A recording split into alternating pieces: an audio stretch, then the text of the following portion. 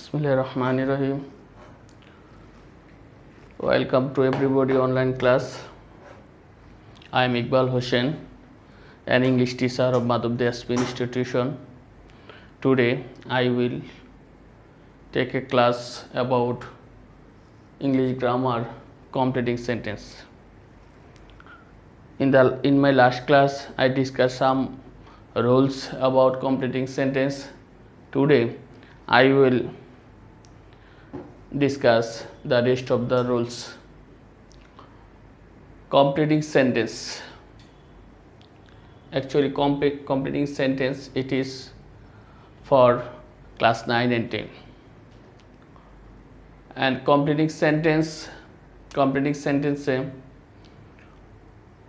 একটা সেন্টেন্সে একটা পার্ট বা একটা অংশ দেওয়া থাকবে, বাকি অংশটুকু গ্রামার এবং মিনিং অনুসারে বসাইতে হবে। প্রথমত হলো যে একটা অংশ দেওয়া থাকবে একটা সেন্টেন্সে, যেমন এখানে দেওয়া আছে যে as soon as he saw the police, এটুকু কোশ্চেনে দেওয়া থাকবে, এটুকু উঠাইতে হবে, তারপরে নেক্সটে ওইটুকু লিখতে হবে, সেটা গ্রামার এবং মিনিং ঠিক রেখে। আমি লাস্ট ক্লাসে 10টি রুলস আলোচনা করছিলাম, আজকে বাকিগুলোর উপরে আলোচনা করব। Number 11, as soon as he saw the police, যেই মাত্র, as soon as অর্থ কি, যেই মাত্র। as soon as যেই মাত্র he saw the police, যেই মাত্র সে পুলিশকে দেখলো, he ran away, সে পালিয়ে গেল, অথবা he fled away, he ran away, সে দৌড়িয়ে গেল, অথবা he fled away, সে পালিয়ে গেল। তাহলে আমরা এখান থেকে বুঝতে পারলাম, যদি কোনো সেন্টেন্সে as soon as থাকে, তাহলে আমার কমপ্লিটিং সেন্টেন্সের অংশটুকুর মধ্যে পাস্ট ইনডিফিনিট দিতে হবে। কোনটা দিতে হবে? Past indefinite. দেখো, as soon as he saw the police, যেই মাত্র সে পুলিশকে দেখলো, he ran away, সে দৌড়ে চলে গেল, এটা পাস্ট ইনডিফিনিট। এটার সাথে অর্থ মিনিং রেখে অন্য সেন্টেন্সও দেওয়া যাবে, he fled away, সে পালিয়ে গেল। Number 12, it is high time. it is high time অর্থ কি? it is high time অর্থ হলো উপযুক্ত সময়, এখনই উপযুক্ত সময়। যদি কোনো সেন্টেন্সে ইট ইজ হাই টাইম দেওয়া থাকে, তাহলে আমাদের ভাবতে হবে এর পরেরটুকু হবে পাস্ট ইনডিফিনিট। কোন টেন্স হবে? Past indefinite. যেমন ইট ইজ হাই টাইম, এখনই উপযুক্ত সময়। এবার এইটুকু পাস্ট ইনডিফিনিটে এর সাথে অর্থ মিলে আমরা যে কোনো দিয়ে দিতে পারি। এখানে আমরা যেটা দিচ্ছি এটা দিতে হবে এমন কথা নয়, অন্য সেন্টেন্সও দেওয়া যাবে। যেমন এখানে লিখছি we changed our bad habits, এখনই উপযুক্ত সময় আমাদের বদ অভ্যাসগুলো পরিবর্তন করার। অথবা আমরা দিতে পারি it is high time we left the place, আমরা স্থানটা ত্যাগ করার উপযুক্ত সময়। অথবা দিতে পারি it is high time we finished our work, যে আমাদের এখন উপযুক্ত সময় আমাদের কাজটা শেষ করা। সুতরাং ইট ইজ হাই টাইম থাকলে এই সেন্টেন্স লিখতে হবে এমন কথা নয়, আমরা কি দিব? পাস্ট ইনডিফিনিটের অর্থ মিল রেখে পাস্ট ইনডিফিনিটের একটা উদাহরণ দিয়ে দিব। নেক্সট, হি টক্স অ্যাজ দো, আমরা জানি অ্যাজ দো এবং অ্যাজ ইফ, পরবর্তী নাম্বারও আছে অ্যাজ দো অ্যাজ ইফ, এই দুইটার অর্থই যেন। দুইটার অর্থ কি? যেন। তবে দুইটা রুলস আছে এর উপরে। হি টক্স অ্যাজ দো, সে কথা বলে যেন, টক্স প্রেজেন্ট টেন্স। আচ্ছা, যদি অ্যাজ দো অথবা অ্যাজ ইফ থাকে, তাহলে দুইটা রুলস মনে রাখতে হবে। কয়টা? দুইটা। কি কি? অ্যাজ দো বা অ্যাজ ইফের আগে যদি প্রেজেন্ট ইনডিফিনিট থাকে, কোন টেন্স? প্রেজেন্ট ইনডিফিনিট থাকে, তাহলে পরবর্তীতে আমার দিতে হবে পাস্ট ইনডিফিনিট। পরবর্তী কোন টেন্স দিতে হবে? Past indefinite. যেমন হি টক্স অ্যাজ দো, সে কথা বলে যেন, হি নিউ এভরিথিং, সে সব কিছু জানে। অথবা আমরা ওয়ার দিয়ে দিতে পারি হি টক্স অ্যাজ দো হি ওয়ার এ ম্যাড, সে এমনভাবে কথা বলে সে যেন পাগল। অথবা দিতে পারি হি talks as though he war a leader, সে কথা বলে সে যেন একজন নেতা। আচ্ছা, তাহলে আমরা কি শিখলাম? এস দোর আগে যদি প্রেজেন্ট ইনডিফিনিট থাকে তাহলে পরবর্তীতে আমরা পাস্ট ইনডিফিনিট টেন্স দিব অথবা ওয়ার ইউজ করব। Number 14, he talked as if. As though অর্থ কি? যেন। তাহলে টকড কোন টেন্স আছে? পাস্ট ইনডিফিনিট আছে। আমরা আগে বলছি প্রেজেন্ট ইনডিফিনিট থাকলে পাস্ট ইনডিফিনিট, আর যদি এস ই বা এস দোর আগের অংশ পাস্ট ইনডিফিনিট থাকে তাহলে পরবর্তীতে আমাদের দিতে হইব পাস্ট পারফেক্ট টেন্স। কোন টেন্স দিতে হইব? Past perfect. পাস্ট পারফেক্টের স্ট্রাকচার কি? সাবজেক্টের পরে হেড বসাইতে হবে এবং ভার্বের পাস্ট পার্টিসিপল রূপ বসাতে হবে। তাহলে হি টকড অ্যাজ ইফ, সে কথা বলল যেন। হি হ্যাড নোন এভরিথিং, সে সব কিছু জানতো এমনভাবে কথা বলল। তাহলে আমরা কি শিখলাম? অ্যাজ দো অ্যাজ ইফের আগে যদি প্রেজেন্ট ইনডিফিনিট থাকে পরে পাস্ট ইনডিফিনিট, আর যদি অ্যাজ ইফ বা অ্যাজ দোর আগে যদি পাস্ট ইনডিফিনিট থাকে তাহলে পরবর্তীতে দিতে হবে পাস্ট পারফেক্ট টেন্স। আচ্ছা, এরপরে 15, নাম্বার 15, আই উইশ। উইশ অর্থ কি? উইশ অর্থ হচ্ছে অসম্ভব ইচ্ছা। অসম্ভব মানে যেটা সম্ভাবনা নাই, যেটা পূরণ করার সম্ভাবনা নাই, এটা হলো অসম্ভব ইচ্ছা, হলো wish. I wish I were a child again. আমার ইচ্ছা আমি যদি আবার শিশু হতাম। তাহলে এটা কি সম্ভব? শিশু সম্ভব না, কিন্তু ইচ্ছা। অথবা আমার ইচ্ছা আমি যদি পাখি হইতাম, তাহলে এটা অসম্ভব ইচ্ছা। তাহলে এই উইশটা অর্থ হলো অসম্ভব ইচ্ছা। যদি উইশ থাকে কোনো সেন্টেন্সে তাহলে এই পরের অংশে কী দিতে হবে? পরের অংশ পাস্ট ইনডিফিনিট টেন্স দিতে হবে অথবা ওয়ার দিয়ে দিতে হবে। হয় পাস্ট ইনডিফিনিট অথবা were. I wish I were a child again, আমার ইচ্ছা আমি যদি আবার শিশু হতাম। অথবা I wish I were a bird, আমি যদি পাখি হইতাম। আচ্ছা, হ্যাড আই সিন হিম, আমি যদি তাকে দেখতাম। এটা কোন টেন্স আছে? পাস্ট পারফেক্ট টেন্স আছে। Had I seen him. যদি এই স্ট্রাকচারটা হলো যদি হ্যাডের পরে সাবজেক্ট পরে ভার্ব 3 থাকে, কোনো সেন্টেন্সে হ্যাডের পরে সাবজেক্ট এবং ভার্ব 3 থাকে তাহলে পরবর্তী অংশে কি হবে?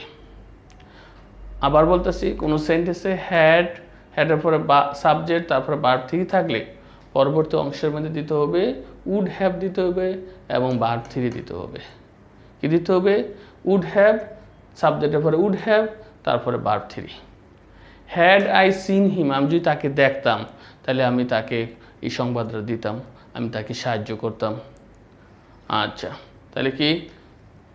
I would have given the news, আমি তাকে সংবাদ দিতাম। তাহলে সাবজেক্টের পরে কী হলো? উড হ্যাভ হয়েছে, পরে ভার্ব 3 বা ভার্বের পাস্ট পার্টিসিপল ফর্ম। এরপরে নাম্বার 17, সিন্স অথবা এস। সিন্স অথবা এস, এসও থাকতে পারে সিন্সও থাকতে পারে। সিন্স অথবা এস অর্থ যেহেতু। অর্থ কি? যেহেতু। সিন্স অথবা এস আই ওয়াজ ইল, যেহেতু আমি অসুস্থ ছিলাম তাই আমি স্কুলে যেতে পারি নাই, আমি বাইরে যেতে পারি নাই, এরকম দিতে পারো। কিন্তু গ্রামারটিকে কি বলে? সিন্স এবং এজের পরে একটি কারণযুক্ত সেন্টেন্স দিতে হবে। কি দিতে হবে? কারণযুক্ত। সিন্স এবং এজ যেহেতু তো কারণ, যেহেতু বা কারণে, এর জন্য কারণযুক্ত সেন্টেন্স দিতে হবে। তবে এখানে গ্রামাটিক্যাল ফরম্যাট হলো যে সিন্স বা এজের পরে যদি প্রেজেন্ট টেন্স থাকে তাহলে আমরা পরে প্রেজেন্ট টেন্স, আর যদি পাস্ট টেন্স থাকে তাহলে আমাদের পাস্ট টেন্স দিতে হবে। তাহলে কোন টেন্স আছে? সিন্স অথবা এজ আই ওয়াজ ইল, আমি যেহেতু অসুস্থ ছিলাম তাহলে আর পাস্ট টেন্স আছে, তাহলে আমাকেও পরবর্তীতে পাস্ট টেন্স দিতে হবে। আর যদি এখানে প্রেজেন্ট টেন্স থাকে তাহলে আমাকে প্রেজেন্ট টেন্স দিতে হবে। সিন্স অথবা অ্যাজ আই ওয়াজ ইল, যেহেতু আমি অসুস্থ ছিলাম, I could not go to school, আমি স্কুলে যেতে পারি নাই। অথবা I could not go out, আমি বাইরে যেতে পারি নাই। অথবা দিতে পারো I did not go to school, আমি স্কুলে যাই নাই, অসুস্থ ছিলাম তাই আমি স্কুলে যাই নাই। Number 18, it is 5 years since we met last. আমরা এইটুকু আন্ডারলাইন করছি, এইটুকু কারণ লিখতে হবে। এখানে ইট ইজ 5 years সিন্স, এখানে মূল জিনিসটা হলো সিন্স। একটা সেন্টেন্সের মাঝখানে আগে সিন্স কিন্তু এখানেও ছিল, এখানে ছিল সেন্টেন্সের শুরুতে কারণ বা যেহেতু বুঝেছিল। এখানে সিন্সটা একটা কোনো এক সময় বুঝাইছে এবং এই সিনটা সেন্টেন্সের মাঝখানে এটা আমার খেয়াল রাখতে হইব সিন্সের আগে কোন টেন্স আছে। সিন্সের আগে যদি প্রেজেন্ট ইনডিফিনিট অথবা প্রেজেন্ট পারফেক্ট টেন্স থাকে তাহলে সিন্সের পরে আমরা লিখব পাস্ট ইনডিফিনিট। আবার খেয়াল করি দুইটা রুলস এখানে, সিন্সের আগে যদি প্রেজেন্ট ইনডিফিনিট অথবা প্রেজেন্ট পারফেক্ট থাকে তাহলে পরে আমরা দিব পাস্ট ইনডিফিনিট। আরেকটা রুলস, সিন্সের আগে যদি পাস্ট ইনডিফিনিট দেওয়া থাকে তাহলে আমাদের পরে লিখতে হইব পাস্ট পারফেক্ট। তাহলে এখানে কোন টেন্স আছে? সিন্সের আগে আছে ইট ইজ 5 ইয়ার্স, এটা প্রেজেন্ট ইনডিফিনিটেন্স আছে। তাহলে আমরা এর জন্য পরবর্তীতে আমরা কি লিখছি? পাস্ট ইন্ডি উই মেট লাস্ট, আমরা সর্বশেষ আমাদের দেখা হয়েছিল 5 বছর আগে। আর যদি এখানে পাস্ট ইনডিফিনিটেন্স আছে তাহলে আমরা এখানে লিখব পাস্ট। যদি এটা থাকতো ইট ওয়াজ 5 ইয়ার্স সিন্স তাহলে আমরা লিখতাম উই হ্যাড মেট লাস্ট। আচ্ছা, এরপরে আসি number 19, he will prosper in life provided that. আচ্ছা, প্রোভাইডেড দ্যাট অথবা শুধু প্রোভাইডেড থাকতে পারে, দুইটা রুলস। প্রোভাইডেড অথবা প্রোভাইডেড দ্যাট অর্থ যদি, প্রোভাইডেড বা প্রোভাইডেড দ্যাট অর্থ যদি। এই প্রোভাইডেড বা প্রোভাইডেড দ্যাট যদি থাকে তাহলে আমাদের পরবর্তী শূন্যস্থানে আমরা প্রেজেন্ট ইনডিফিনিটেন্স লিখব। কি লিখব? Present indefinite tense. দেখি, he will prosper in life, সে জীবনে উন্নতি করবে, প্রোভাইডেড দ্যাট যদি হি ওয়ার্কস হার্ড, যদি সে কঠোর পরিশ্রম করে। আচ্ছা, তাহলে আমরা কি শিখলাম? প্রোভাইডেড দ্যাট বা প্রোভাইডেড অর্থ হলো যদি, যদি এর আগে যদি প্রেজেন্ট এর আগে যে টেন্সই থাকুক না কেন পরবর্তীতে হবে প্রেজেন্ট ইনডিফিনিটেন্স। আচ্ছা, number 20, if you work hard. Number 20, 21, 22 এই তিনটা হলো কন্ডিশনালস। কি? কন্ডিশনালস। কন্ডিশনাল 3 প্রকার, first conditional, second condition, third condition. খেয়াল রাখতে হবে first condition, second condition, third condition. 3টা কন্ডিশনের উদাহরণ এক্সাম্পল আমি দিয়েছি, সবাই খেয়াল করো। ইফ ইউ ওয়ার্ক হার্ড তার কোন টেন্স আছে? আচ্ছা, কন্ডিশনাল। এবার আসতে পারে কোশ্চেন আসতে পারে যে কন্ডিশনালস বা কন্ডিশন কাকে বলে? ইফ যুক্ত সেন্টেন্সকে কন্ডিশনাল বলে। ইফ যুক্ত সেন্টেন্সকে, 3টা সেন্টেন্সে দেখো ইফ আছে, এই জন্য 3টাই conditionals. If you work hard, যদি তুমি কঠোর পরিশ্রম করো। এই ফার্স্ট কন্ডিশনে কি আছে? ইফের পরে প্রেজেন্ট ইনডিফিনিটেন্স। 3টা কন্ডিশন খেয়াল রাখো সবাই। ইফ ইউ ওয়ার্ক হার্ড এটা প্রেজেন্ট ইনডিফিনিটেন্স, যদি ইফের পরে প্রেজেন্ট ইনডিফিনিটেন্স থাকে তাহলে পরে ফিউচার ইনডিফিনিট দিতে হবে। কন্ডিশন 1, ইফের পরে প্রেজেন্ট ইনডিফিনিটেন্স থাকলে পরবর্তী ফিউচার ইনডিফিনিট। ইফের পরে পাস্ট ইনডিফিনিটেন্স থাকলে পরবর্তী দিতে হইব সাবজেক্টের পরে উড এবং ভার্ব 1, অথবা ফিউচার ইন দ্য পাস্ট। এই টেন্সটার নাম হইল ফিউচার ইন দ্য পাস্ট। উইলের পাস্ট টেন্স হচ্ছে উড, এই সাবজেক্টের উপর উড দিতে হইব, পরে ভার্ব 1 দিতে হবে। এটা হলো ফিউচার ইন দ্য পাস্ট। আর ইফের পরে যদি পাস্ট পারফেক্ট টেন্স থাকে তাহলে পরবর্তী থার্ড কন্ডিশনে কি বলছে? ইফের পরে পাস্ট পারফেক্ট টেন্স থাকলে পরবর্তী দিতে হইব সাবজেক্টের পরে উড হ্যাভ, পরে ভার্ব 3। আমরা ডিটেলস আলোচনা করি আবার। ইফ ইউ ওয়ার্ক হার্ড তাহলে এটুকু কোন টেন্স আছে? প্রেজেন্ট ইনডিফিনিট, তাহলে আমরা ফিউচার ইনডিফিনিটেন্স দেব। ইফ ইউ ওয়ার্ক হার্ড যদি তুমি কঠোর পরিশ্রম করো, you will prosper in life, তুমি জীবনে উন্নতি লাভ করবে। অথবা you will get good marks in the exam, তুমি পরীক্ষা ভালো নম্বর পাবে। অথবা you will get GPA 5 in the exam, তুমি পরীক্ষায় GPA 5 পাবে, ইত্যাদি ইত্যাদি। ইফ আই ওয়ার রিচ এটা কোন টেন্স আছে? ইফের পরে past indefinite. If I were rich আমরা বলছি কি সেকেন্ড কন্ডিশন হলো পাস্ট ইনডিফিনিট থাকবে, তাহলে আমরা লিখবো সাবজেক্টের পরে উড হ্যাভ, উড, তারপরে verb 1। If I were rich আমি যদি ধনী হইতাম, I would help the poor আমি গরিব ঘরে সাহায্য করতাম। অথবা I would buy a car আমি একটা গাড়ি কিনতাম। অথবা I would build a house আমি একটি বাড়ি নির্মাণ করতাম, ইত্যাদি ইত্যাদি যে কোনো দিতে পারো, তবে শর্ত হইল উডের পরে হ্যাভ ভার্ব 1 দিতে হবে। এরপরে third condition 22 number, if we had tried heart and soul. খেয়াল করো সাবজেক্টের পরে ইফের পরে সাবজেক্টের হ্যাড এবার ভার্ব 3 আছে, তাহলে এটা হলো past perfect tense. If we had tried heart and soul, যদি আমরা প্রাণপণে চেষ্টা করতাম তাইলে আমরা খেলায় জয়লাভ করতাম, তাইলে আমরা পরীক্ষায় ভালো রেজাল্ট করতে পারতাম।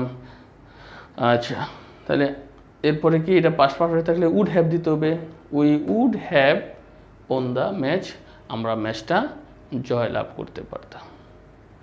এই হলো কমপ্লিটিং সেন্টেন্সের রুলস। আমরা গত ক্লাসে আলোচনা করছিলাম 10টা রুলস, এই ক্লাসে আজকে আলোচনা করলাম হলো 12টা, মোট 22টা রুলস। এই 22টা উদাহরণ দিয়ে মাধ্যমে 22টা রুলস বুঝেছি। এই উদাহরণগুলো এই স্ট্রাকচারগুলো জানা থাকলে আমরা যে কোনো উদাহরণ দিয়ে অর্থ মিল রেখে আমরা করে দিতে পারবো। ওকে, আল্লাহ হাফেজ, সবাই ভালো থেকো, বাই।